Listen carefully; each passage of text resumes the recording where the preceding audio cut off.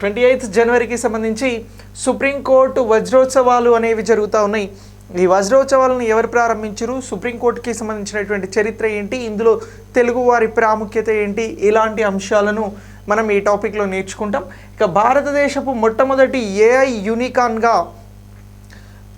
యూనికాన్ని ప్రకటించడం జరిగింది. ఎవరు ఏఐ యూనికాన్గా అవతరించడం జరిగింది భారతదేశంలో, యూనికాన్కి సంబంధించినటువంటి భారతదేశం ర్యాంక్ ఏంది, యూనికాన్ కోసం భారత్ ఇస్తున్నటువంటి ప్రోత్సాహకాలు ఏంటి అనేటువంటి అంశాలు ఇక్కడ నేర్చుకోవడం జరుగుతుంది. ఇక నెక్స్ట్ హైయర్ ఎడ్యుకేషన్కి సంబంధించి ఏఐషీ అనేటువంటి నివేదిక రావడం జరిగింది. ఈ నివేదికకి సంబంధించినటువంటి అంశాలు హైయర్ ఎడ్యుకేషన్లో, ఉన్నత విద్యలో ఎలాంటి అంశాలను వివరిస్తూ ఉన్నాయి, ఈ నివేదిక ఏం చెప్తుంది అనేది వెరీ ఇంపార్టెంట్. ఇక్కడ నుంచి ఎగ్జామ్లో క్వశ్చన్స్ ఉంటాయి. ఇక నెక్స్ట్ జీవన్ రక్ష పథక్ సిరీస్ అనేటువంటి అవార్డ్స్ని ప్రారంభిస్తూ ఉన్నారు. ఈ అవార్డ్స్ 2023కి సంబంధించి ఎవరు ప్రారంభించారు, వీటి ప్రాముఖ్యత ఏమిటి అనేటువంటి అంశాలను మనం ఇక్కడ డిస్కస్ చేయడం జరుగుతుంది. ఇలా ఈ రోజుకి సంబంధించినటువంటి కరెంట్ అఫైర్స్లో ముఖ్యమైనటువంటి టాపిక్స్గా వీటిని గురించి డిస్కస్ చేయబోతా ఉన్నాం.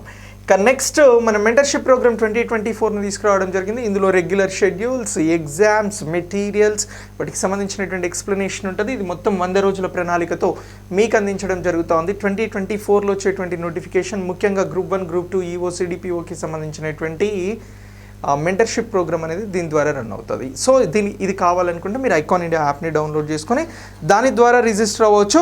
ఇక మనం ముందుగా మాట్లాడబోతున్నటువంటి టాపిక్ ఏంటి అని అంటే, సుప్రీంకోర్టుకి సంబంధించినటువంటి వజ్రోత్సవాలు అని అంటున్నాం రా.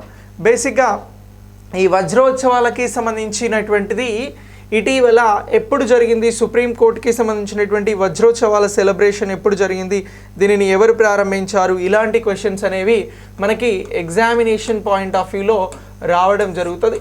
సో ఈ సుప్రీంకోర్టు వజ్రోత్సవాలు అనేవి మనకి ఎగ్జామినేషన్ పాయింట్ ఆఫ్ వ్యూలో వెరీ వెరీ ఇంపార్టెంట్. ఈ వజ్రోత్సవాలకు సంబంధించి వీటికి సంబంధించి మనం ఏమంటున్నాము అని అంటే, ఇవి ప్రారంభమైనవి అని అంటున్నాం. సో ఇటీవల భారతదేశ అత్యున్నత న్యాయస్థానం సుప్రీంకోర్టుకి సంబంధించినటువంటి వజ్రోత్సవాలు ఎప్పుడు జరిగినవి అని అంటారు. అలా అడిగితే మీరు చెప్పాల్సినటువంటి డేటు 28 అండి. సో బేసిక్గా జనవరి 26, 1950లో సుప్రీంకోర్టు అనేది అమల్లోకి రావడం జరిగింది. ఎప్పుడు అని అంటున్నాం, సుప్రీంకోర్టు అమల్లోకి వచ్చింది 1950లో జనవరి 26. కానీ ఇప్పుడు ప్రస్తుతం జరుగుతున్నటువంటి సుప్రీంకోర్టు వజ్రోత్సవాలకి సంబంధించి మనం ఎప్పుడు జరిగాయి అని అంటే 28 జనవరి 2024లో జరిగాయి అని గుర్తుంచుకోండి. ఈ వజ్రోత్సవాలని ఎవరు ప్రారంభించారు అని అంటే, ప్రధాని మోదీ గారు ప్రారంభించడం జరిగింది. సో ప్రధాని మోదీ గారు ప్రారంభించినటువంటి ఈ వజ్రోత్సవాలకి సంబంధించి ఈజ్ ఆఫ్ జస్టిస్ అనేటువంటి అంశాన్ని ప్రధానమంత్రి మోదీ గారు ఈ వజ్రోత్సవాలను ప్రారంభిస్తూ చెప్పడం జరిగింది. సో జస్టిస్ అనేది ప్రజలందరికీ, న్యాయం అనేది ప్రజలందరికీ చేరేలా, ప్రజలందరికీ దక్కేలా ఈజ్ ఆఫ్ జస్టిస్ ఉండాలి అని చెప్పేసి చెప్పడం జరిగింది. ఇటీవల ఈజ్ ఆఫ్ జస్టిస్ అనేటువంటి అంశం గురించి ఎవరు మాట్లాడారు అని అడుగుతారా. దీనిని గురించి అడిగితే మీరు చెప్పాల్సినది ఇది ప్రధాని మోదీ గారు చెప్పడం జరిగింది. ఈజ్ ఆఫ్ జస్టిస్ అనేటువంటి అంశం ఇటీవల ఎక్కడ కనిపించింది మీకు వార్తల్లో అని అంటారు, లేదా ఈజ్ ఆఫ్ జస్టిస్కి సంబంధించినటువంటి అంశం ఇటీవల ఎప్పుడు తెర మీదకి వచ్చింది అని అంటారు. ఇలా అడిగితే మీరు ప్రధాని మోదీ గారి పేరును గుర్తుంచుకోవాలి.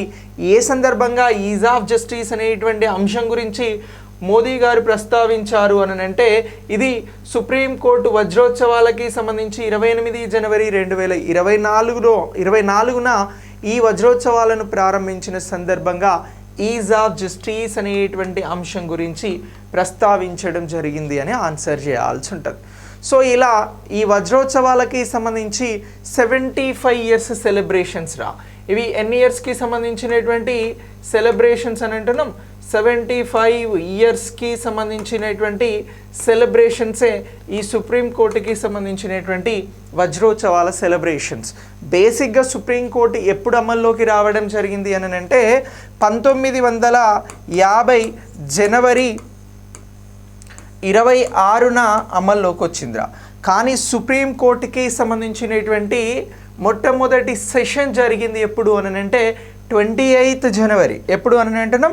ఇగో జనవరి 28న ఈ సెలబ్రేషన్స్ జరిగినాయి 1950. అయితే క్వశ్చన్ ఇక్కడ కన్ఫ్యూజ్ చేయడానికి ఇట్లా అడగడానికి అవకాశం ఉంటుంది.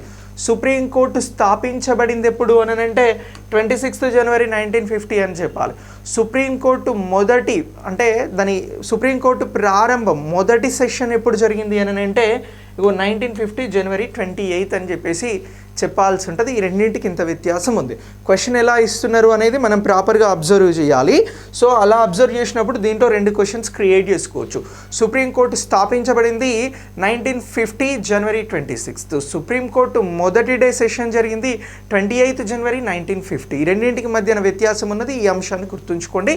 ఎందుకు అని అంటే 75th సుప్రీంకోర్టు డైమండ్ జూబ్లీ వజ్రోత్సవాలు అనేవి జరుగుతూ ఉన్నాయి కాబట్టి ఈ పాయింట్ ఆఫ్ వ్యూలో ఇది చాలా చాలా ఇంపార్టెంట్. అయితే ఈ ప్రారంభ కార్యక్రమాలలో పాల్గొన్నటువంటి మోదీ గారు ఏమన్నారు అంటే ఇప్పుడు జరుగుతున్నటువంటి ఏవైతే కొత్త చట్టాలు ఇటీవల న్యాయ సంహిత పేరు మార్చడం జరిగింది, ఇలాంటి చట్టాలను తీసుకొస్తూ ఉన్నారు.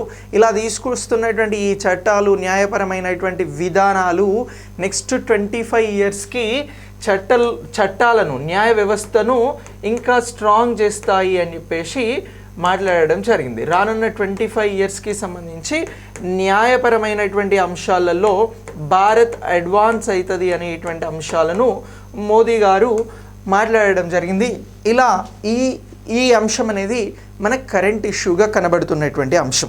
అయితే ఈ ఇష్యూకి సంబంధించి కొంత హిస్టారికల్గా మనం మాట్లాడాల్సి ఉంటుంది. హిస్టారికల్గా మాట్లాడాల్సి వచ్చినప్పుడు మొదటి సెషన్ అంటే మనం ఇంతకుముందు ఒక డేట్ చెప్పినాం మీకు 1950 జనవరి 28న మొదటి సెషన్ సుప్రీంకోర్టుకి సంబంధించిన సెషన్ జరిగింది అని అన్నాం. ఈ సెషన్ ఎక్కడ జరిగినది అని నేను ఒక క్వశ్చన్ అడుగుతా ఉన్నా. సో దీని మీద మీకు ఎగ్జామ్లో 100% బిట్ ఉంటుంది. ఈ టాపిక్ మీద 100% బిట్ ఉంటుంది. పాలిటీ రిలేటెడ్గా కానీ కరెంట్ పాలిటీ రిలేటెడ్గా కానీ దీనికి సంబంధించి బిట్ అనేది ఎగ్జామ్లో ఉంటుంది. ఇక్కడికి ఫిక్స్ అవ్వండి. ఇప్పుడు నేను క్వశ్చన్ ఏం అడుగుతున్నానంటే 1950 జనవరి 28న సుప్రీంకోర్టుకి సంబంధించినటువంటి మొదటి సెషన్ ఎక్కడ జరిగింది, ఎంతమంది న్యాయమూర్తులతో సుప్రీంకోర్టు అనేది ప్రారంభం కావడం జరిగింది అని ఒక క్వశ్చన్ అడుగుతా ఉన్నా. మొదటి సెషన్ ఎక్కడ జరిగింది అని చెప్పేసి నేను ఒక క్వశ్చన్ అడిగినరా. వెరీ గుడ్ రా ధనలక్ష్మి రెడ్డి, 7+1 రైటే. సో సుప్రీంకోర్టు అనేది ప్రారంభమైనప్పుడు ఈ న్యాయమూర్తులు ఎంత అని అంటే ఒక చీఫ్ జస్టిస్తో పాటు 7 న్యాయమూర్తులు ఉండేరా. ఎంతమంది అని అంటున్నాం? ఇగో న్యాయమూర్తుల సంఖ్య ఎప్పుడు అని అంటే ఇది సుప్రీంకోర్టు ప్రారంభమైనప్పుడు 1950 జనవరి 28న ఇగో 7+1 అని అంటున్నాం రా. అంటే 7 మంది న్యాయమూర్తులు ఒక చీఫ్ జస్టిస్ ఆఫ్ ఇండియా తోటి సుప్రీంకోర్టు అనేది ప్రారంభం కావడం జరిగింది. అయితే ఈ ప్రారంభమైనటువంటి ఈ సెషన్ ఎక్కడ జరిగింది అని చెప్పేసి నేను ఒక క్వశ్చన్ అడిగినా. ఈవెన్ ఈ క్వశ్చన్ మీకు ఎక్కడొచ్చినా కూడా ఆన్సర్ చేయండి. పాత పార్లమెంట్ ఏది ఇంతకుముందు అంటే సెంట్రల్ విస్టా కంటే ముందు ఉన్నటువంటి పాత పార్లమెంట్ భవన్లో సుప్రీంకోర్టుకి ఇప్పుడు ఉన్నటువంటి సుప్రీంకోర్టు భవన్ లేకుండే. సో అది లేనప్పుడు ఆ పాత పార్లమెంట్కి సంబంధించి ఛాంబర్ ఆఫ్ ప్రిన్సెస్ అని ఉందిరా. సో ఛాంబర్ ఆఫ్ ప్రిన్సెస్లో ఇగో ఛాంబర్ ఆఫ్ ప్రిన్సెస్లో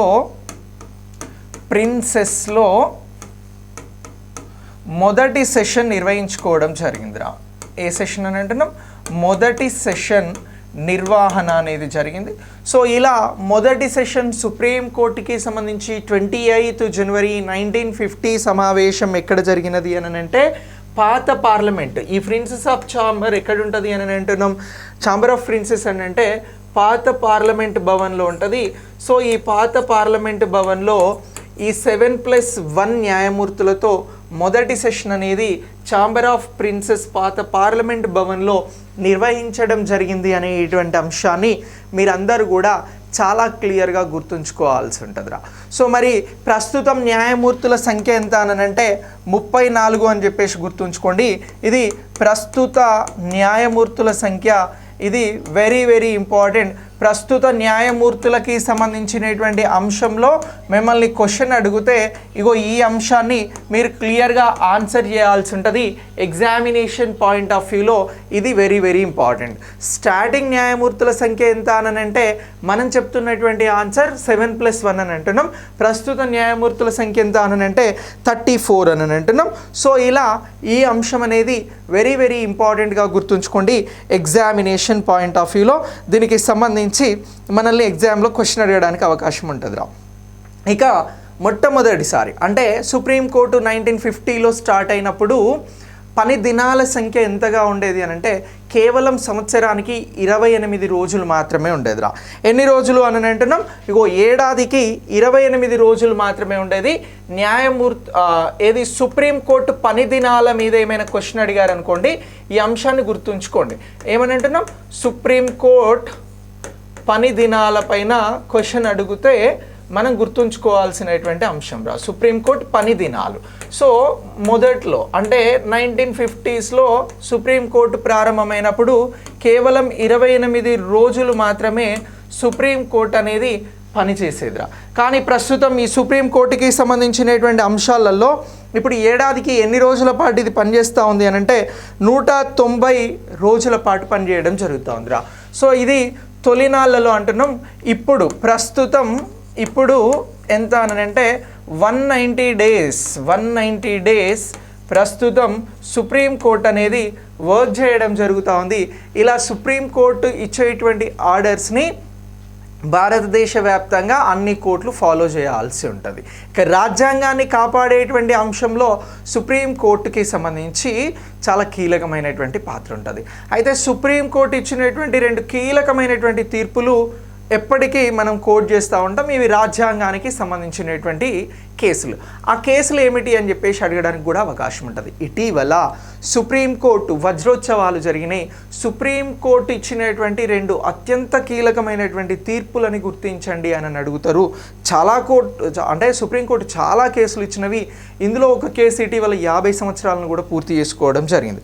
అలా ఆ పాయింట్ ఆఫ్ వ్యూలో మిమ్మల్ని ఈ కేసెస్ గురించి అడగడానికి అవకాశం ఉంటుంది. గోలకానాథ్, కేశవానంద భారత్ కేసులురా. Very good. అయితే సుప్రీంకోర్టుకి సంబంధించి ఫస్ట్ మనం భవనం లేదన్నాం.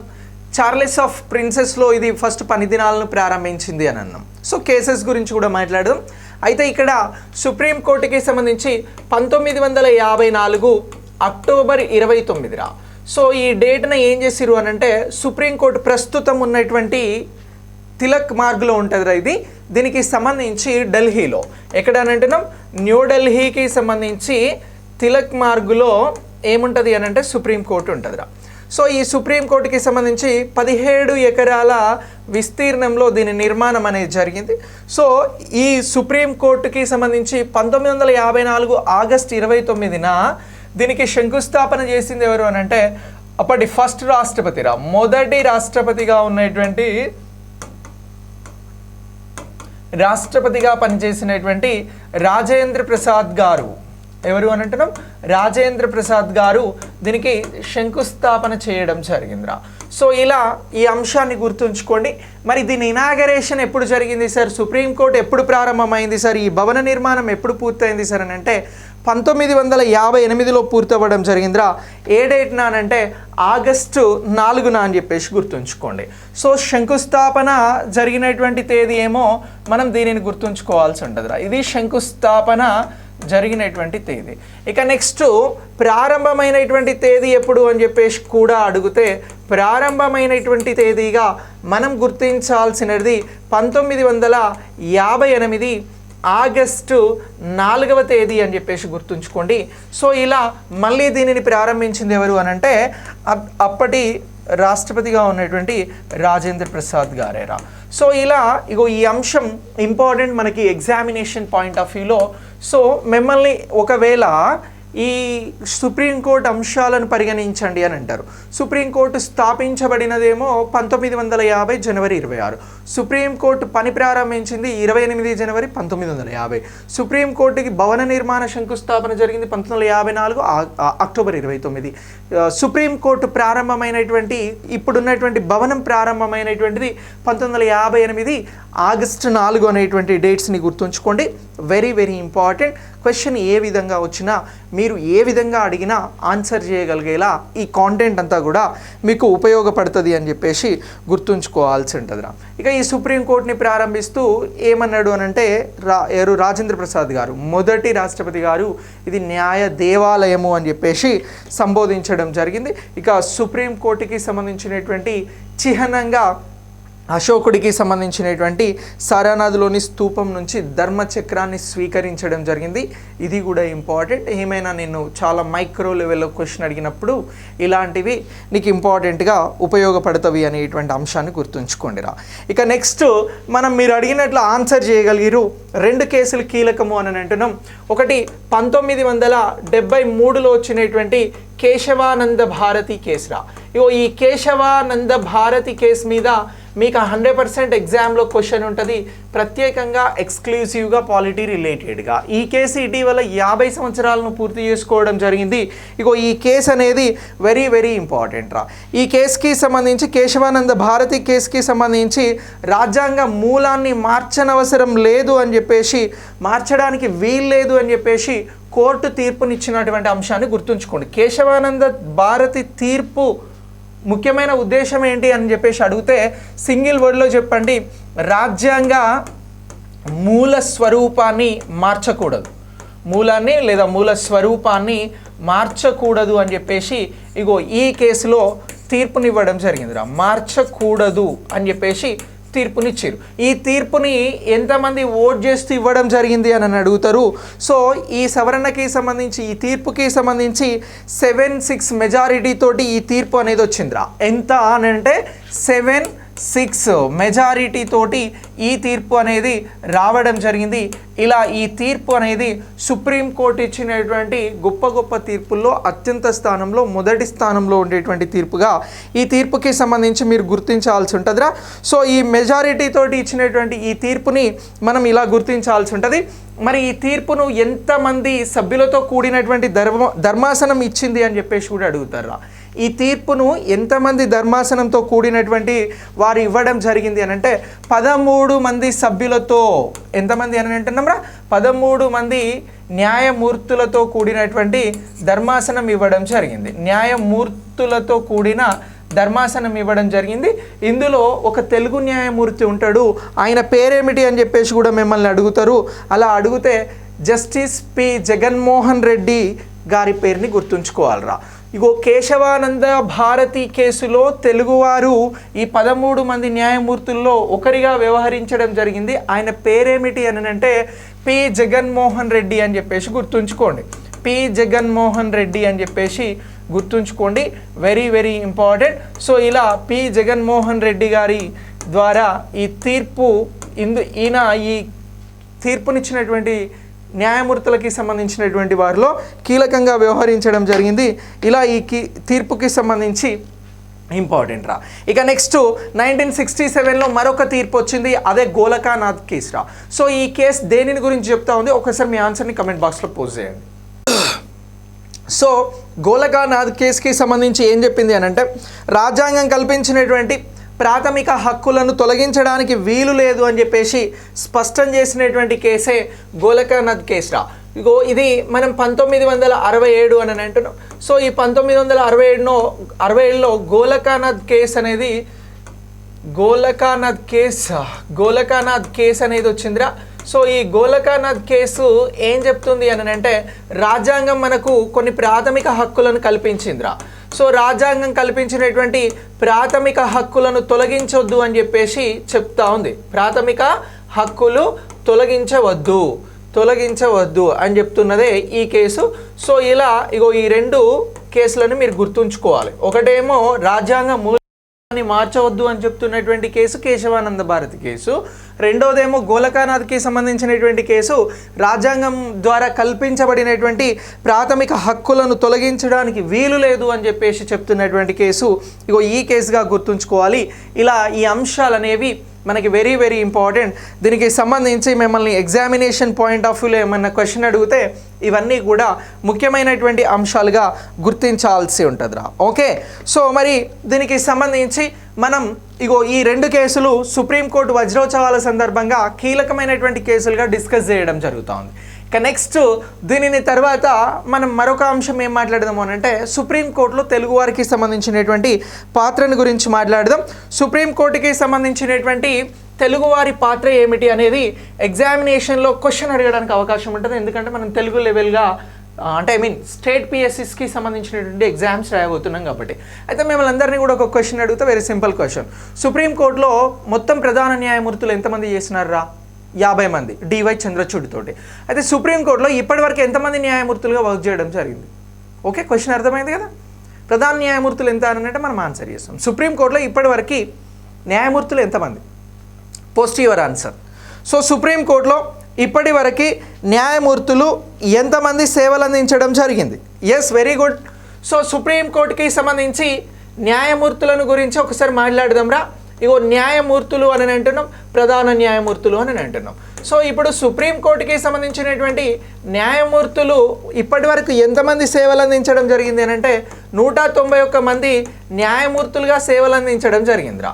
ఏ విధంగా అని అంటున్నాం? జస్టిసులుగా, న్యాయమూర్తులుగా సేవలు అందించడం జరిగింది. సో ఇక నెక్స్ట్ ఇప్పటి వరకు చీఫ్ జస్టిస్ ఆఫ్ ఇండియాస్గా ఎంతమంది సేవలు అందించారు అని అంటే 49 మంది అందించారు. ప్రస్తుతం డివై చంద్రచూడ్ గారు అందిస్తూ ఉన్నారు. ఓకే, సో ఇలా ఇగో ఈ అంశాన్ని గుర్తుంచుకోండి.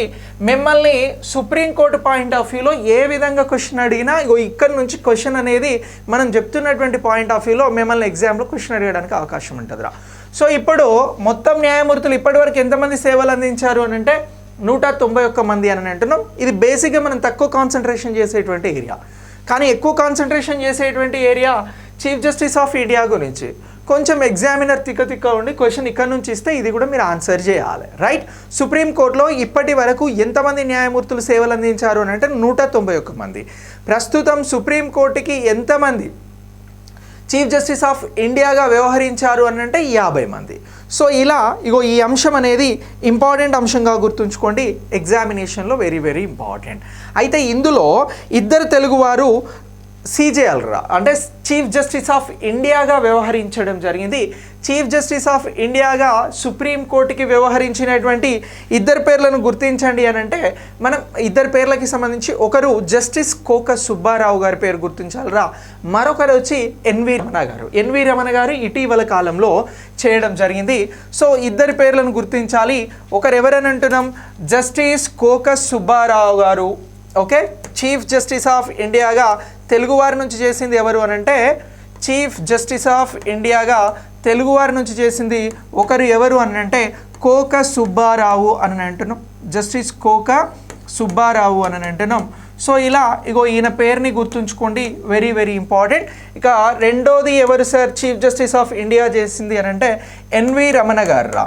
సో ఇలా ఇగో ఈ ఇద్దరు కూడా తెలుగువారి నుంచి, తెలుగు రాష్ట్రాల నుంచి సుప్రీంకోర్టు చీఫ్ జస్టిస్ ఆఫ్ ఇండియాస్గా చేయడం జరిగింది.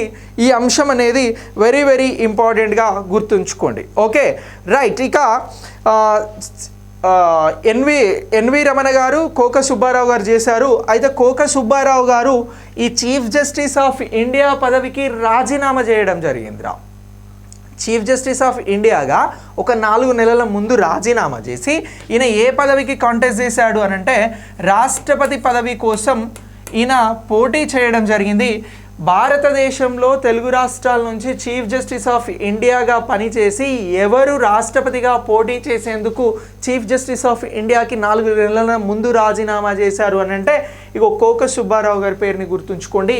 ఈయన తన పదవి ఒక 4 నెలలు ఉండగానే ప్రెసిడెంట్ కోసం పోటీ చేసినటువంటి వారిగా ఏ chief justice of India Telugu రాష్ట్రాల నుంచి అని అంటే కోక సుబ్బారావు అని అంటున్నాం. సో ఇలా ఇగో ఈ అంశాన్ని గుర్తుంచుకోండి, వెరీ వెరీ ఇంపార్టెంట్ రా.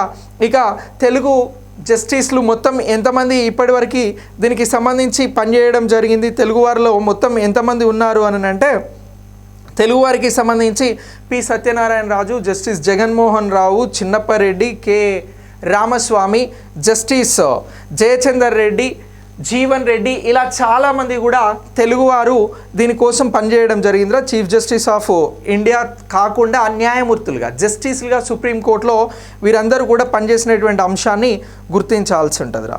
సో ఇలా ఇగో ఈ అంశాలన్నీ కూడా వెరీ వెరీ ఇంపార్టెంట్. ఇక జస్ట్ ఇటీవల పద్మభూషణ్, మనం పద్మ అవార్డ్స్ గురించి మాట్లాడినప్పుడు పద్మభూషణ్ అవార్డు ఫాతిమా బీవీ గారికి ఇవ్వడం జరిగింది అని అన్నాం.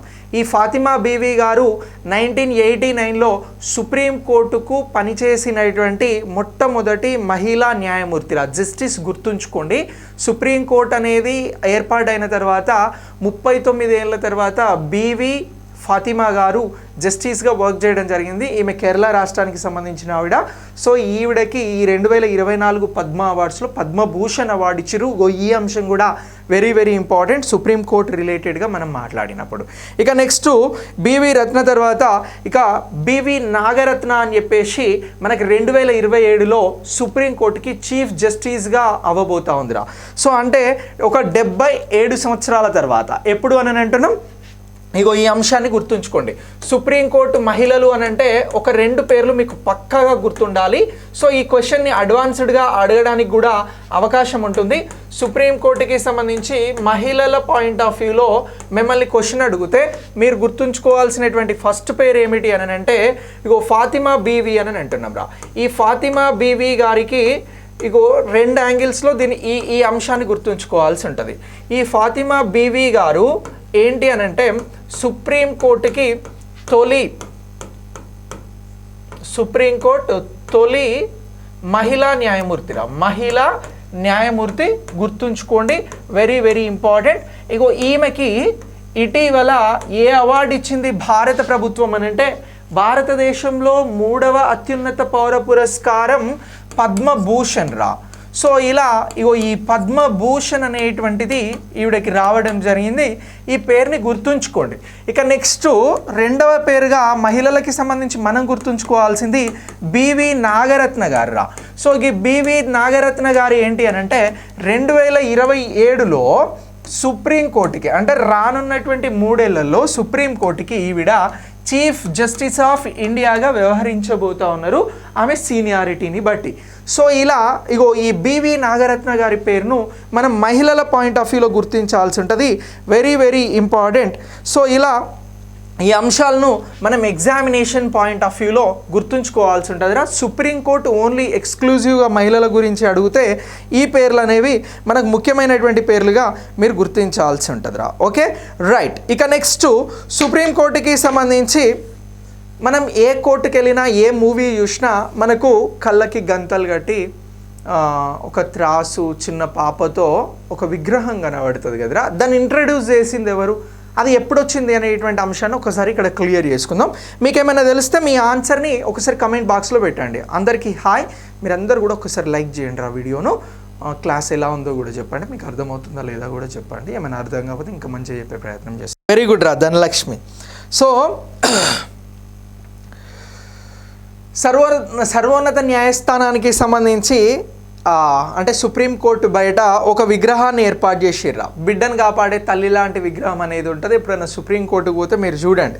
సో ఈ విగ్రహానికి సంబంధించినటువంటి ఎత్తు ఎంత అని అంటే 210 సెంటీమీటర్లతో ఉంటుందిరా. ఇది కాంస్యానికి సంబంధించి ఏర్పాటు చేయడం జరిగింది. అంటే కాంస్యంతో తయారు చేసినటువంటి విగ్రహం. దీన్ని తయారు చేసినటువంటి కళాకారుడు ఎవరు అని అంటే చింతామణి ఖర్రా. ఏమని అంటున్నాం, చింతామణి ఖర్రా అని అంటున్నాం. సో ఇప్పుడు ఒక్కసారి తల్లిని కాపాడేటువంటి బిడ్డ విగ్రహం ఎక్కడ కనబడుతుంది అని అంటే తల్లిని కాపాడే బిడ్డ విగ్రహం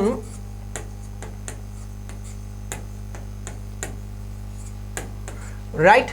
ఇగో ఇది మనకి సుప్రీంకోర్టులో కనబడుతుంది అని అంటున్నాం. 210 సెంటీమీటర్ల పొడవుతో కాంస్యంతో దీన్ని చేయడం జరిగిందిరా. సో దీన్ని ఎవరు తయారు చేశారు అని అంటే కళాకారు చింతామణి ఖర్. ఇగో ఈయన తయారు చేయడం జరిగింది. 1978 ఫిబ్రవరి 20న ఇగో దీన్ని ఏర్పాటు చేయడం జరిగిందిరా. ఇలా ఇగో ఈ అంశాన్ని కూడా ఎగ్జామినేషన్ పాయింట్ ఆఫ్ వ్యూలో గుర్తుంచుకోండి, వెరీ వెరీ ఇంపార్టెంట్. సో ఎక్కడైనా ఎగ్జామ్లో క్వశ్చన్ అడిగితే మీరు దీనికి సంబంధించి ఆన్సర్ చేయండి రా. ఇక నెక్స్ట్ ఇది సుప్రీంకోర్టుకి సంబంధించినటువంటి పూర్తి సమాచారం రా. ఎగ్జామినేషన్ పాయింట్ ఆఫ్లో మ్యాక్సిమం మనం ఇచ్చిన సమాచారం సరిపోతుంది. నేనేమన్నా సుప్రీంకోర్టు పైన క్వశ్చన్స్ అడిగితే ఈ అంశాలు very very important right. So ఇక నెక్స్ట్ దీని తర్వాత మనం మాట్లాడబోతున్నటువంటి మరొక అంశం ఏంటి అని అంటే యూనికార్న్స్ గురించి మాట్లాడదాం రా. ఇప్పుడు ప్రపంచంలో యూనికార్న్స్కి సంబంధించి భారతదేశ స్థానం ఎంత? ఒకసారి మీరు మీ ఆన్సర్ని పోస్ట్ చేయండి. భారతదేశానికి సంబంధించి భారతదేశం ప్రపంచంలో యూనికార్న్స్కి సంబంధించి ఏ స్థానంలో ఉంది? అసలు యూనికార్న్ అంటే ఏంటి? యూనికార్న్ అనేటువంటి అంశం మన కరెంట్ అఫైర్స్లో ఎందుకు ఇంపార్టెంట్? ఇది ఎగ్జామ్లో ఎలా వస్తుంది? ఇలాంటి అన్ని అంశాలను కూడా ఇప్పుడు మనం let's discuss. Okay, right. So ఇప్పుడు ఇటీవల భారతదేశానికి సంబంధించి మీరు నేను అడిగిన క్వశ్చన్కి వెరీ గుడ్ రా శ్రీతన్, వెరీ గుడ్. సో ఇప్పుడు భారతదేశానికి సంబంధించినటువంటి యూనికార్న్స్ గురించి మాట్లాడదాం రా. యూనికార్న్స్ అనేటువంటి అంశం మీకు ఎగ్జామినేషన్ పాయింట్ ఆఫ్ వ్యూలో క్వశ్చన్ వచ్చినప్పుడు దీని ప్రయారిటీ అర్థమవుతుంది. బిజినెస్ పాయింట్ ఆఫ్ వ్యూలో, వాణిజ్యానికి సంబంధించిన పాయింట్ ఆఫ్ వ్యూలో, స్టార్టప్స్కి సంబంధించిన పాయింట్ ఆఫ్ వ్యూలో ఎగ్జామినేషన్లో క్వశ్చన్ రావడానికి అవకాశం ఉంటుంది. మనం ఇటీవల స్టార్టప్స్ డేని జరుపుకున్నాం కదా, జనవరి 16. సో అలాంటి స్టార్టప్స్లో చాలా కంపెనీస్ యూనికార్న్స్గా మారుతూ ఉన్నాయి. యూనికార్న్స్గా ఇటీవల ఏ కంపెనీ మారింది ఇప్పుడున్నటువంటి రిపోర్ట్స్ ప్రకారము అని అంటే ఓలాకి సంబంధించినటువంటి కృత్రిమ మేధస్సు సంస్థ, ఏఐ సంస్థ అనేది ఇటీవల భారతదేశంలో మొట్టమొదటి కృత్రిమ మేధస్సు యూనికార్న్ అని గుర్తుంచుకుంటారు కదా. క్వశ్చన్కి ఇంతే వస్తుంది. సో భారతదేశంలో ఇటీవల మొట్టమొదటి కృత్రిమ మేధస్సు యూనికార్న్గా ఏది ఏర్పడింది అని అంటే ఓలా అనేటువంటిది ఏర్పడింది. ఇగో ఈ ఓలాకి సంబంధించి ఏఐ యూనికార్న్గా గుర్తింపు పొందింది అని చెప్పేసి గుర్తుంచుకుంటారా. ఇది very very important. So Ola AI యూనికార్న్కి సంబంధించి ఇటీవల ఇది మొట్టమొదటిదా కాదా అని అడుగుతారా. సో ఇలా ఏఐ యూనికార్న్గా ఇది మొట్టమొదటిది అని అంటున్నాం రా, అంటే ఫస్ట్ అని అంటున్నాం. ఇగో ఇలా ఈ మొట్టమొదటి యూనికార్న్ని గుర్తుంచుకోండి. ఎగ్జామినేషన్ పాయింట్ ఆఫ్ వ్యూలో క్వశ్చన్ అడిగితే ఇలా ఈ క్వశ్చన్ అనేది రావడానికి అవకాశం ఉంటుంది. Very good. సో ఇప్పుడు యూనికార్న్స్కి సంబంధించినటువంటి దానిలో మరి ఈ కృత్రిమ ఎందుకు యూనికార్న్గా గుర్తిస్తున్నారని అంటే 1 బిలియన్కి సంబంధించిన 1 బిలియన్ విలువతో ఇది 50 మిలియన్ల ఫండింగ్ని గ్యాదర్ చేయడం జరిగిందిరా. సో ఇది ఏం చేసింది అని అంటే 1 బిలియన్ విలువతో 1 బిలియన్ విలువతో ఇది ఏం చేసింది అని అంటే 50 మిలియన్ల ఫండింగ్ని గ్యాదర్ చేయడం జరిగింది, ఫండింగ్ని తీసుకురావడం జరిగింది. అలా ఇగో ఇటీవల 1 బిలియన్ విలువతో 50 మిలియన్ల ఫండింగ్ని గ్యాదర్ చేసినటువంటి యూనికార్న్ ఏది అని అంటే మొట్టమొదటి కృత్రిమ భారతదేశానికి సంబంధించినటువంటి ఓలా యూనికార్న్ అని చెప్పేసి గుర్తుంచుకోండి. సో ఇలా 1 బిలియన్ ఎబో 1 బిలియన్తో ఉన్నటువంటి కంపెనీలను ఏవైతే ఉన్నాయో ఈ కంపెనీలు అతి తక్కువ సమయంలో 1 బిలియన్ చేరుకోవడాన్ని యూనికార్న్గా గుర్తించడం జరుగుతుందిరా. వీటిని యూనికార్న్ కంపెనీస్ అని అంటున్నారు. సో ఇలా యూనికార్న్ కంపెనీగా భారతదేశంలో మొట్టమొదటి కృత్రిమ మేధకి సంబంధించిన యూనికార్న్ వచ్చింది. అది ఇప్పుడు మనకి ప్రస్తుత కరెంట్ అఫైర్స్కి సంబంధించి ఇంపార్టెంట్ కరెంట్ అఫైర్స్గా మీరు గుర్తించాల్సి ఉంటుంది. ఇలాంటి క్వశ్చన్స్ ఎగ్జామ్స్లో వస్తే బీ ఫోకస్. ఓకే, బాగా ఫోకస్డ్గా ఉండండి. రైట్. ఇక ఈ యూనికార్న్కి సంబంధించినటువంటి ర్యాంకింగ్స్ని గురించి మనం అడిగినాం రా. సో ర్యాంకింగ్స్ని గురించి అడిగితే మీరు గుర్తుంచుకోవాల్సినటువంటి విధంగా నేను చెప్తా.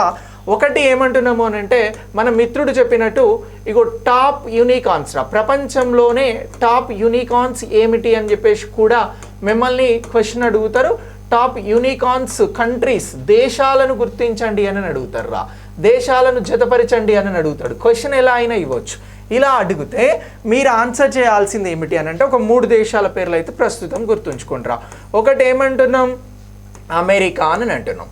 ఇగో ఈ అమెరికా అనేది మనకి మొదటగా కనబడుతున్నటువంటి యూనికార్న్స్, అంటే ఎక్కువ యూనికార్న్స్ అమెరికాలో ఉన్నాయి. తర్వాత ఏ దేశంలో ఉన్నాయి సరే అని అంటే చైనాలో ఉన్నాయి. ఇక నెక్స్ట్ 3వ స్థానంలో ఉన్నటువంటిదే మన భారతదేశం రా యూనికార్న్స్కి సంబంధించి. ఇలా ఈ మూడింటిని కూడా మీరు ఎగ్జామినేషన్ పాయింట్ ఆఫ్ వ్యూలో గుర్తించాల్సి ఉంటుంది రా. సో ఇప్పుడు దీనికి సంబంధించి ఎన్ని యూనికార్న్ కంపెనీలతో అమెరికా అగ్రస్థానంలో ఉన్నది అని అడుగుతారు. చైనాలో ఉన్నటువంటి కంపెనీలు ఎన్ని, ప్రస్తుతం భారతదేశంలో ఉన్నటువంటి కంపెనీలు ఏంటి అని కూడా అడుగుతారు. సో ఫస్ట్ అమెరికా గురించి అడిగితే మనం చెప్పాల్సినటువంటి ఫిగర్ 668 యూనికార్న్ కంపెనీలు ఉన్నాయిరా. 668 యూనికార్న్ కంపెనీలు అమెరికాలో ఉన్నాయి అని చెప్పాలి. చైనాలో ఎన్ని ఉన్నవి అని అంటే 172 కంపెనీలు ఉన్నవి అని చెప్పాలి. భారతదేశంలో యూనికార్న్ కంపెనీలు ప్రస్తుతం ఎన్ని అని అంటే 72 అని చెప్పాల్సి ఉంటుంది. సో ఇలా ఈ యూనికార్న్ కంపెనీస్ ప్రపంచంలో ఉన్నటువంటి దేశాలను గుర్తించండి. టాప్ 3ని అని అంటే మొదటిది అమెరికా 668 యూనికార్న్స్తో ఉన్నది. ఇక రెండవది చైనా 172 యూనికార్న్స్తో ఉన్నది. భారత్ 3వ స్థానంలో 72 యూనికార్న్స్తో కనబడుతూ ఉంది అని చెప్పేసి చెప్పాల్సి ఉంటుంది. ఇలా చెప్తే ఎగ్జామినేషన్లో రైట్ అవుతుంది నీ క్వశ్చన్. ఓకే, సో ఇలా ఈ యూనికార్న్స్కి సంబంధించినటువంటి అంశం అనేది మీకు ఎగ్జామినేషన్ పాయింట్ ఆఫ్ వ్యూలో very very important right. So ఇక నేను మళ్ళీ చెప్పాను కదా, యూనికార్న్ అనేది ఒక వెంచర్ క్యాపిటల్. సో ఇది పెట్టుబడులకి సంబంధించినటువంటి అంశంలో ఈ యూనికార్న్స్ అనేవి ఏర్పడుతూ ఉన్నాయి. వీటి స్థాయి ఎలా ఉంటుందంటే 1 బిలియన్ కంటే ఎక్కువగా ఉంటుంది. ఇలా ఈ అంశాన్ని మీరందరూ కూడా గుర్తించాల్సి ఉంటుంది ఓకే, ఈ యూనికార్న్స్కి సంబంధించి భారతదేశం ఎలాంటి ప్రోత్సాహకాలను ఇస్తుంది అని చెప్పేసి మిమ్మల్ని క్వశ్చన్ అడుగుతారా. భారతదేశంలో యూనికార్న్స్కి సంబంధించినటువంటి వృద్ధి అనేది ఉన్నది, గ్రోత్ అనేది ఉన్నది. ఈ గ్రోత్ కోసం భారతదేశంలో ఏ విధంగా ఈ యూనికార్న్స్కి భారత్ సపోర్ట్ చేస్తూ ఉన్నది అని చెప్పేసి మిమ్మల్ని క్వశ్చన్ అడుగుతారు. సో అలా క్వశ్చన్ అడిగితే మీరు ఏం ఆన్సర్ చేస్తారు? ఏ పథకాలు యూనికార్న్స్ని ప్రోత్సహించడానికి భారతదేశంలో తీసుకురావడం జరిగింది? ఈ యూనికార్న్స్ ఏర్పాటు వల్ల భారతదేశంలో కానీ ఇతర దేశాలలో కానీ బేసిక్గా కలిగేటువంటి లాభాలు ఏంటి? ఇగో ఈ రెండు ప్రధానమైనటువంటి అంశాలు. క్వశ్చన్ ఎట్లా అడుగుతారు? ఇప్పటి వరకు ఈ విధంగా క్వశ్చన్ అడగడానికి ఒక అవకాశం ఉంది. రెండోది ప్రీవియస్గా మొత్తం మనం చెప్పినటువంటి అంశాన్ని క్వశ్చన్గా తీసుకోవడానికి అవకాశం ఉంటుంది. ఎలా? భారతదేశంలో మొట్టమొదటి కృత్రిమ మేధకి సంబంధించి ఏఐ ఆర్టిఫిషియల్ టెక్నాలజీలో ఓలా యూనికార్న్గా అవతరించింది. ఈ యూనికార్న్గా అవతరించడానికి భారత్ అందిస్తున్నటువంటి ప్రోత్సాహకాలు ఏంటి అనేది ఒక క్వశ్చన్ వస్తుంది. ఇలా రాలేదనుకుందాం. సో యూనికార్న్స్ వలన భారతదేశంలో ఎలాంటి లాభాలు జరుగుతాయని రెండో యాంగిల్లో క్వశ్చన్ అడగడానికి అవకాశం ఉంటుంది. బట్ ఎలా క్వశ్చన్ అడిగినా దీనికి సంబంధించి 2 అంశాలను మనం ప్రధానంగా ఆన్సర్ చేయాల్సి ఉంటుందిరా. సో యూనికార్న్ వలన ఏ అంశాలు మనకి ప్రధానంగా లాభాలను చేకూరుస్తాయి దేశానికి అని అంటే ఒకసారి మాట్లాడదాం. ఇగో యూనికార్న్ లాభాలు అంటున్నాం రా. యూనికార్న్ అంటే ఏం లేదు, పెద్ద కంపెనీలు రా, సింపుల్గా చెప్పాలని అంటే. దీనివల్ల దేశంలో ఏం జరుగుతుంది అని అంటే కొన్ని లాభాలు జరుగుతాయి. ఎట్లా అంటే ఒకటి ఉద్యోగాల సృష్టి అనేది ఉంటుంది రా. ఏమని అంటున్నాం? ఉద్యోగాల సృష్టి అనేది ఉంటుంది. అంటే ఉద్యోగాలు అనేవి లభిస్తాయి. ఇగో ఈ పాయింట్ని గుర్తుంచుకోండి. ఇక రెండవ అంశం ఏమిటి అని అంటే, సో ఇప్పుడు యూనికార్న్స్ దగ్గర బాగా పెట్టుబడులు అనేవి పోలరైజ్ అవుతాయి రా. వీటిని సేకరిస్తారు, వీటిని తీసుకొస్తారు. సో ఇప్పుడు ఈ పెట్టుబడులను కొత్త కొత్త ఆవిష్కరణల కోసం ఖర్చు పెడతారు. సో దీనివల్ల ఏమవుతుంది? కొత్త ఆవిష్కరణలు అనేవి వస్తాయి.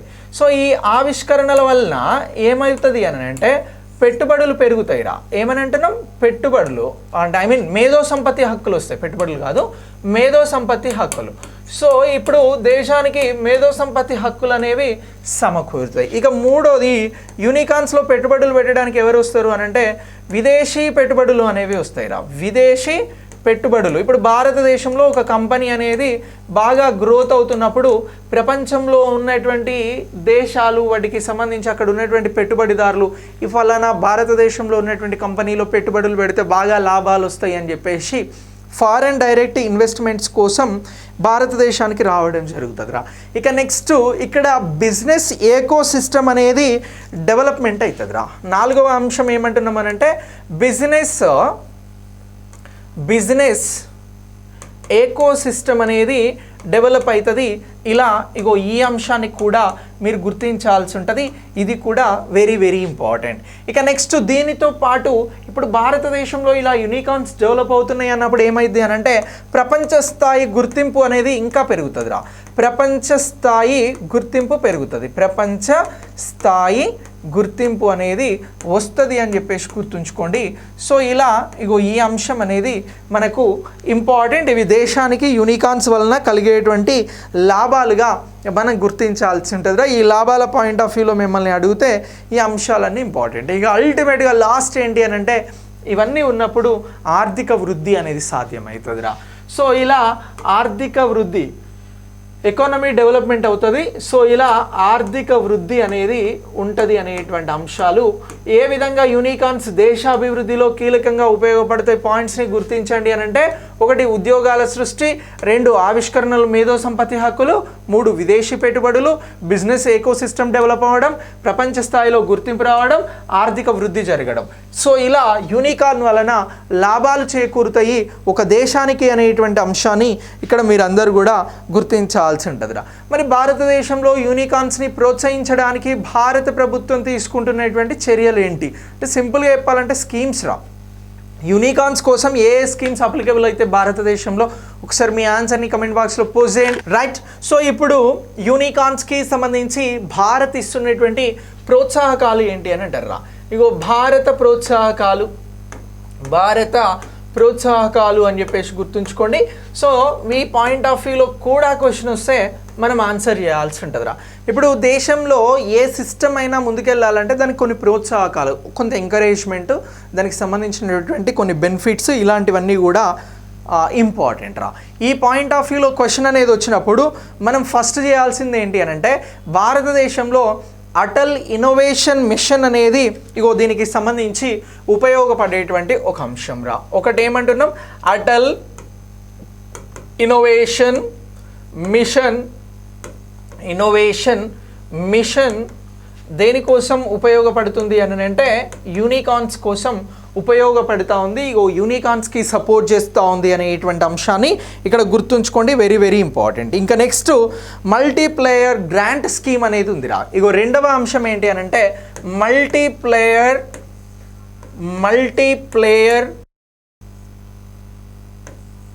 గ్రాంట్ స్కీమ్ దేనికి సంబంధించి అని అంటే, ఇది యూనికార్న్కి సపోర్ట్ చేసేటువంటి స్కీమ్గా గుర్తుంచుకోండి, ఇంపార్టెంట్. ఇక నెక్స్ట్ దీని తర్వాత డైరీ ఎంటర్ప్రెన్యూర్షిప్ డెవలప్మెంట్ స్కీమ్ అనేది కూడా ఉందిరా. మూడోది ఏంటి అని అంటే, dairy entrepreneur development scheme.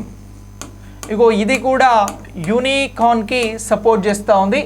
So development scheme అనేటువంటిది ఇది కూడా యూనికార్న్స్కి సపోర్ట్ చేస్తూ ఉంది అని గుర్తుంచుకోండి.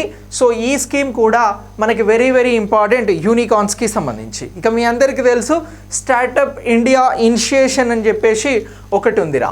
సో నాలుగవది ఏంటి అని అంటే, స్టార్టప్ ఇండియా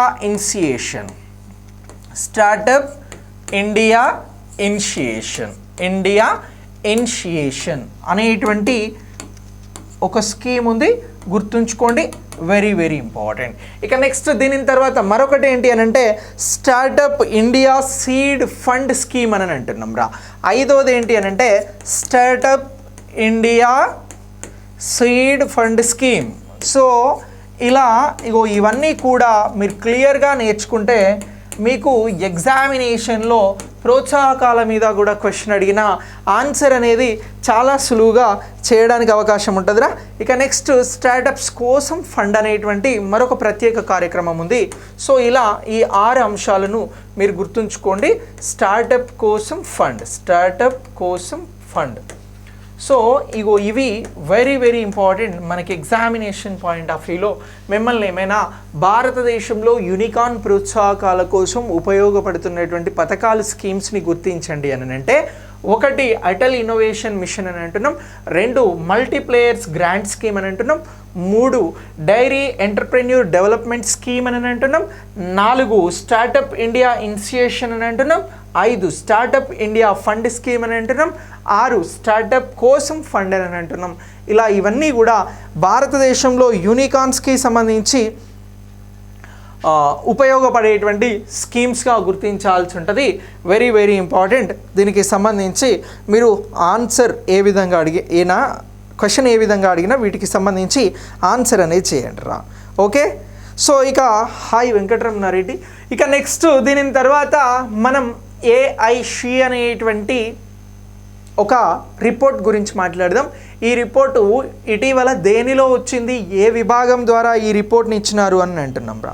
సో దీనికి సంబంధించి మీకు ఈ ఏఐసి నివేదికను ఇచ్చింది ఎవరు అని అంటే, ఇది యాక్చువల్గా ఏఐసి నివేదికను విస్తరించండి అని అన్నా కూడా మనం ఆన్సర్ చేయాల్సి ఉంటుంది. నివేదిక దేని గురించి వచ్చింది, ఈ నివేదిక ఏం చెప్తుంది, ఇలా 3 కోణాలలో మనకి ప్రశ్నలు రావడానికి అవకాశం ఉంటుందిరా.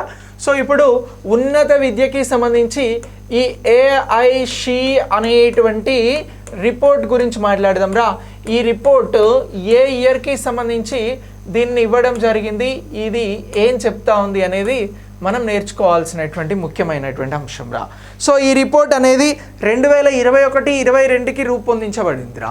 సో దేనికి సంబంధించి ఫస్ట్ ఏఐసి అంటే ఏంటి అని అంటే ఏం లేదు, వెరీ సింపుల్, ఇది all India survey of higher education అని అంటున్నాం రా.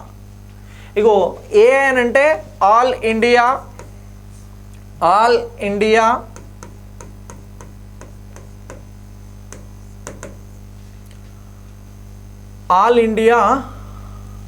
ఎస్ అంటే ఏమన్నాంరా, ఆల్ ఇండియా సర్వే ఆఫ్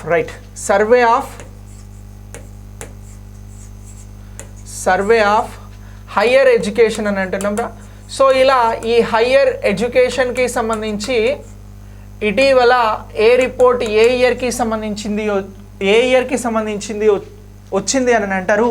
అలా అడిగితే 2021-22 సంవత్సరానికి ఇగో ఈ రిపోర్ట్ రావడం జరిగింది అని ఆన్సర్ చేయండి రా.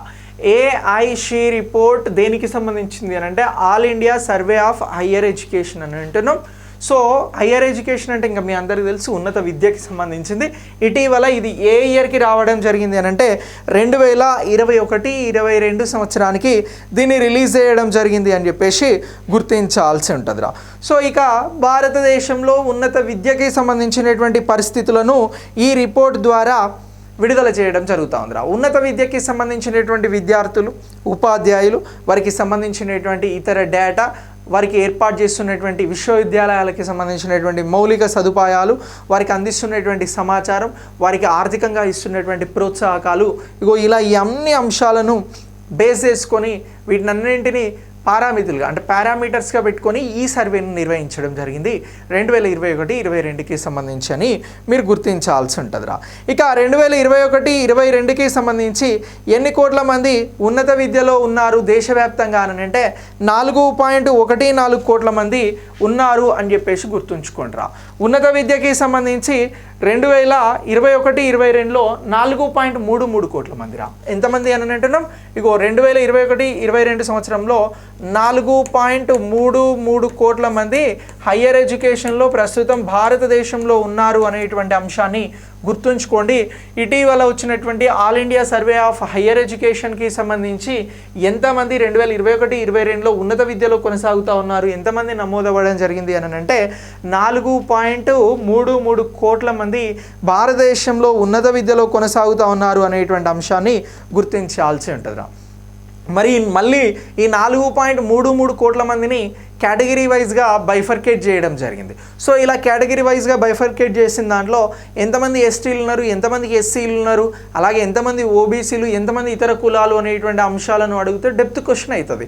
ఇఫ్ సర్వే రిపోర్ట్లో ఈ అన్ని అంశాలు క్లియర్గా వచ్చినాయి కాబట్టి మనం క్లియర్గా నేర్చుకోవాల్సి ఉంటుంది.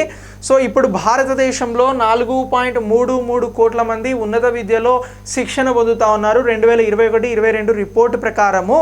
సో మరి ఇందులో ఏ కులాల వారు ఎంతమంది కేటగిరీ వైజ్గా గుర్తించండి అని జస్ట్ నీ నాలెడ్జ్కి ఒక క్వశ్చన్ ఇచ్చిండు అనుకో, వీటిని కూడా నువ్వు ఆన్సర్ చేయాల్సి ఉంటుందిరా. మొత్తం షెడ్యూల్ కులాలకి సంబంధించి ఎస్సీలకి సంబంధించినటువంటి పర్సంటేజ్ ఎంత అని అంటే ఇగో ఎస్సీలకి సంబంధించినటువంటి వారు 4.33 కోట్ల మందిలో 15.3% ఉన్నారురా. ఎంతమంది అని అంటున్నావు, 15.3% మంది ఎస్సీ విద్యార్థులు ఉన్నత విద్యలో ఉన్నారు. ఇక ఎస్టీ కేటగిరీకి సంబంధించి 6.3% మంది ఎస్టీ కేటగిరీలో ఉన్నారు. ఓబీసీకి సంబంధించినటువంటి వారు ఎంతమంది ఉన్నారు సార్ అని అంటే ఇతర వెనుకబడిన తరగతులు ఉంటారు కదా, 37.8% మంది ఉన్నారురా. ఇగో ఓబీసీకి సంబంధించినటువంటి వారు 37.8% మంది ఉన్నత విద్యలో ఉన్నారు. ఇక రిమైనింగ్ మిగిలిన వారంతా కూడా ఇతర వర్గాల వారు ఉన్నత విద్యలో ఉన్నారు అనేటువంటి అంశాన్ని మీరు గుర్తుంచుకోండి. సో ఇలా హయ్యర్ ఎడ్యుకేషన్కి సంబంధించి ఈ డేటా అనేది వచ్చింది. ఈ డేటాకి సంబంధించినటువంటి అంశాన్ని ఎవరైనా ఎగ్జామినేషన్ పాయింట్ ఆఫ్ వ్యూలో అడిగితే మీరు ఇది ముఖ్యమైనటువంటి అంశంగా చెప్పాల్సి ఉంటుందిరా.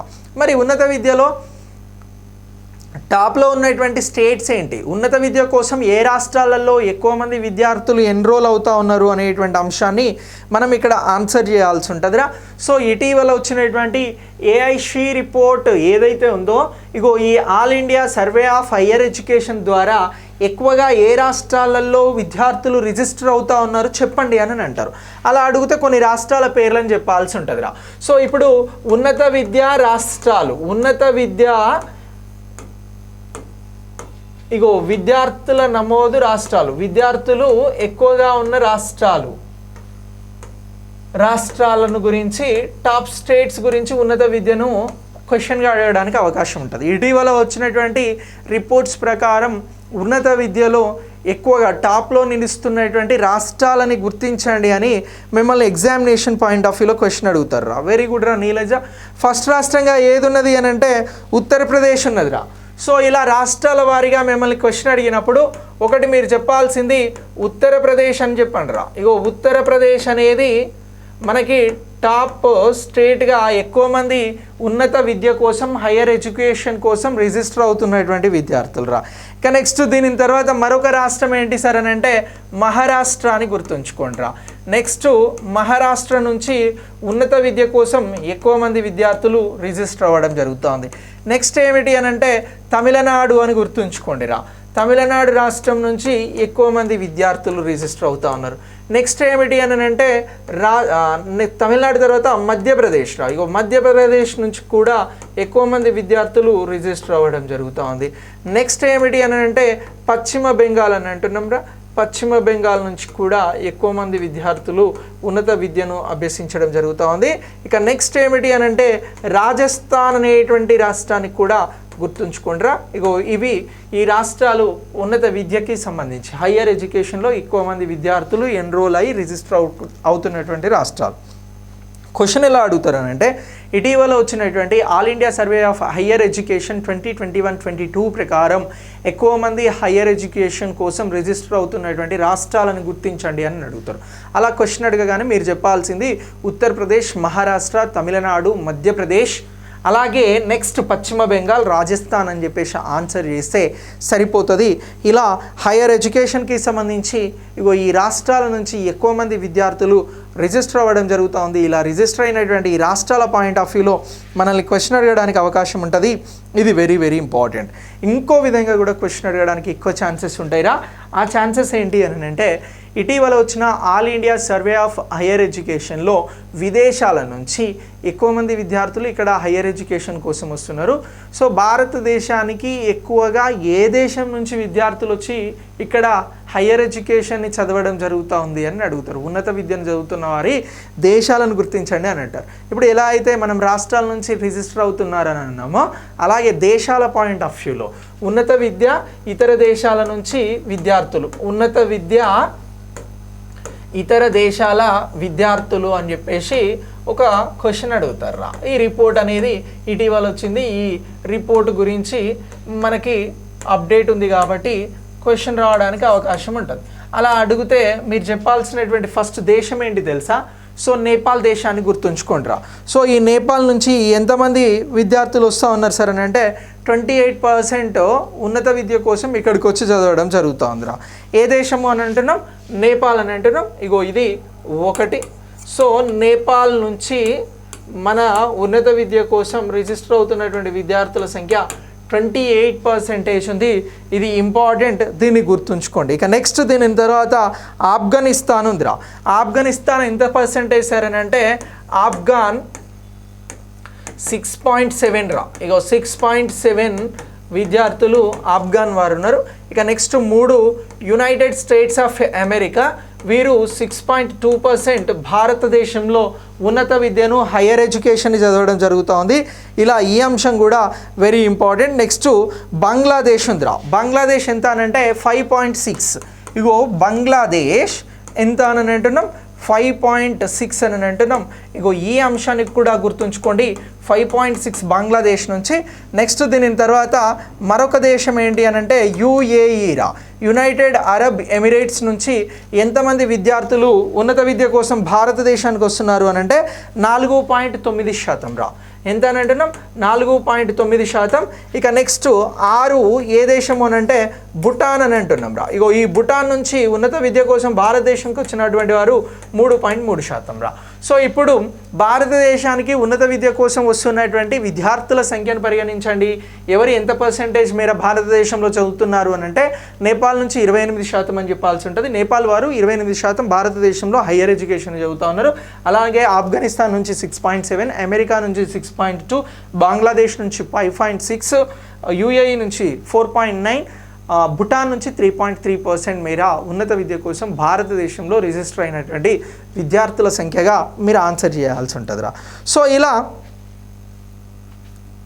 ఈ అంశం అనేది మనకి ఎగ్జామినేషన్లో వెరీ వెరీ ఇంపార్టెంట్ రా. ఎగ్జామినేషన్ పాయింట్ ఆఫ్ వ్యూలో మిమ్మల్ని క్వశ్చన్స్ అడిగితే ఈ విధంగా ఆన్సర్ చేయాల్సి ఉంటుంది. ఇక నెక్స్ట్ ఈ విద్యకి సంబంధించి అత్యధికంగా ఏ కోర్సులు చదువుతున్నారు అని అంటే ఆర్ట్స్కి సంబంధించి 34.2% రా. సైన్స్కి సంబంధించినటువంటి విద్యార్థులు 14.8%, వాణిజ్యానికి సంబంధించినటువంటి విద్యార్థులు 13.3%, ఇంజనీరింగ్ అండ్ టెక్నాలజీ 11.8%తో విద్యార్థులు ఉన్నత విద్యలో వివిధ కోర్సుల్ని చేయడం జరుగుతుంది. ఇది డిఫరెంట్ సబ్జెక్ట్స్కి సంబంధించినటువంటి డేటాగా గుర్తుంచుకోవాలి. సో ఇవన్నీ కూడా మీకు ఎగ్జామినేషన్ పాయింట్ ఆఫ్ వ్యూలో అందిస్తున్నటువంటి క్వశ్చన్స్ రా. సో మీకు కరెంట్ అఫైర్స్లో బేసిక్ క్వశ్చన్స్ అనేవి మర్చిపోండి, చాలా ఇన్డెప్త్ క్వశ్చన్స్ వస్తాయి. నేను ఇంతకుముందు కూడా ఒకసారి చెప్పిన, ఇప్పుడు కూడా చెప్తున్నా. ఆయుష్మాన్ భారత్ పథకం గురించి అడిగినరా. ఆయుష్మాన్ భారత్ పథకం ఎప్పుడు వచ్చింది, ఏంటి ఇవన్నీ చదువుతాం. కానీ ఆయుష్మాన్ భారత్ పథకానికి కొన్ని మార్గదర్శకాలు ఉన్నాయి. ఆ మార్గదర్శకాలు చాలా ఉన్నాయి. అందులో 11వ అంశాన్ని క్వశ్చన్గా అడగడం జరిగింది. ఎవరైనా అంత డెప్త్కి వెళ్ళి చదువుతారా? చదవరు. చాలా తక్కువ అవకాశాలు. అలా చదివే వాళ్ళు నాకు తెలిసి 1-2 కూడా ఉంటారు రా. 0.001 to just 0.5% ఇట్లా ఉంటారు. అయితే ఇక్కడ మనం ఇంత డెప్త్గా నేర్చుకోవడానికి ఉద్దేశం ఏంటి అని అంటే దీని రిజల్ట్ మీకు ఎగ్జామ్లో తెలుస్తుంది. ఓకేనా? అన్ని కోణాలలో మనం నేర్చుకుని ఉంటాం కాబట్టి ఎగ్జామ్లో ఈజీగా ఆన్సర్ చేయాల్సి ఉంటుంది, చేయగలుగుతాం కూడా. సో ఇలా దీనికి సంబంధించి మీకు ఈరోజు క్లాస్ని అందించడం జరిగిందిరా. సో మనం ఏఐషీ రిపోర్ట్ గురించి మాట్లాడినాం. All India survey of higher education report 2021-22 గురించి మాట్లాడి ప్రీవియస్గా ఏం మాట్లాడినాం సార్ అని అంటే యూనికార్న్స్ గురించి మాట్లాడినాం రా.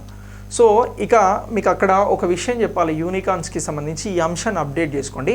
1 బిలియన్ కంటే ఎక్కువ పెట్టుబడులను సేకరిస్తే వాటిని యూనికార్న్స్ అని అన్నాం. మరి 10 బిలియన్స్ కంటే ఎక్కువ పెట్టుబడులను సేకరించిన వాటిని ఏమంటున్నాం అని అంటే డెకాకాన్స్ అని అంటున్నాం రా. సో ఇప్పుడు 10 బిలియన్ల కంటే ఎక్కువ పెట్టుబడులతో స్టార్ట్ అయ్యి ఆ కంపెనీ 10 బిలియన్స్ వర్త్తో ఉంటే దాన్ని ఏమంటారు అని అంటే డెకాకాన్. ఈ అంశాన్ని గుర్తుంచుకోండి, వెరీ వెరీ ఇంపార్టెంట్. నేను అక్కడే చెప్పాలి, జస్ట్ మర్చిపోయా. ఇక నెక్స్ట్ అంతకంటే ముందు భారతదేశంలో సర్వోన్నత న్యాయస్థానానికి సంబంధించి 75 ఏళ్ళ ఉత్సవాలు, వాటిని వజ్రోత్సవాలు అని అంటున్నాం. డైమండ్ జూబ్లీ సెలబ్రేషన్స్ జరుగుతున్నాయి. సో ఇలా వీటినన్నింటినీ కూడా మనం ఈరోజు డిస్కస్ చేయడం జరిగింది. చాలా కీలకమైనటువంటి అంశాలను చెప్పినాం. సో ఇంకా బాగా లేట్ అయిపోయింది కాబట్టి రేపు మళ్ళీ క్లాస్లో వెళ్తాం. మోర్ అప్డేట్స్ తీసుకొస్తా, ఎక్కువ అప్డేట్స్, స్పోర్ట్స్, ఈ ఆస్ట్రేలియా ఓపెన్కి సంబంధించినటువంటి అప్డేట్స్ వచ్చినాయి. బట్ టైం లేక ఇక్కడ బ్రేక్ చేస్తా ఉన్నా. సో నెక్స్ట్ అవన్నీ కూడా మనం రేపటి క్లాస్లో డిస్కస్ చేద్దాం రా. చలో నేను మళ్ళీ ఒకసారి చెప్తా ఉన్నా, మన మెంటర్షిప్ ప్రోగ్రామ్ 2024ని లాంచ్ చేయడం జరిగిందిరా. It's very important. దీనికి సంబంధించి మీకు రెగ్యులర్ షెడ్యూల్స్ ఉంటాయి. సో ఈ రెగ్యులర్ షెడ్యూల్స్ బేస్డ్గా మీ ప్రిపరేషన్ అనేది ఉంటుంది. మీ మిత్రులకు చెప్పండి 100 days ప్లాన్తో రెగ్యులర్ షెడ్యూల్స్, వాటికి సంబంధించిన మెటీరియల్, వాటికి సంబంధించిన ఎగ్జామ్స్, వాటికి సంబంధించిన ఎక్స్ప్లెనేషన్స్తో ఈ కోర్స్ అనేది రేపటి నుంచి అగ్రెసివ్గా రన్ అవుతుంది. సో ఎవరైనా రిజిస్టర్ కావాలనుకుంటే అవ్వండి. ఓకే.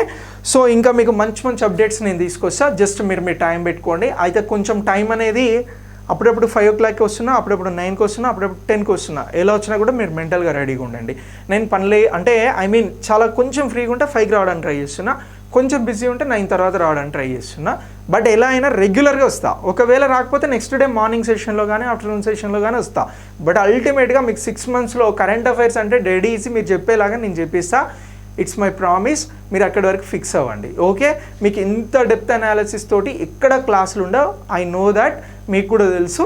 సో ఇలాంటి క్లాసెస్ మీ ఫ్రెండ్స్కి షేర్ చేయండి. Very very important examination point of వ్యూలో. Right. Thank you so much one and all.